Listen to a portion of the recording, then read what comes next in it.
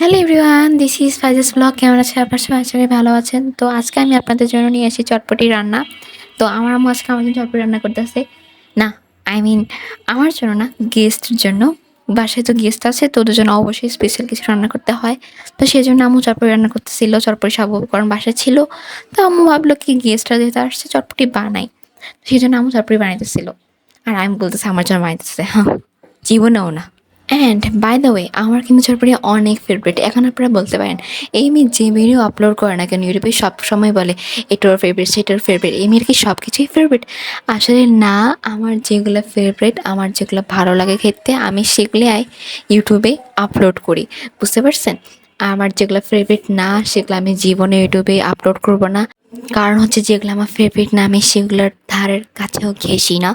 তো কেন আমি আমার ইউটিউব চ্যানেলে যেগুলো ফেভারিট না সেগুলো ছাড়বো? অবভিয়াসলি আমার যেগুলো ফেভারিট সেগুলোই আপলোড করবো নাকি?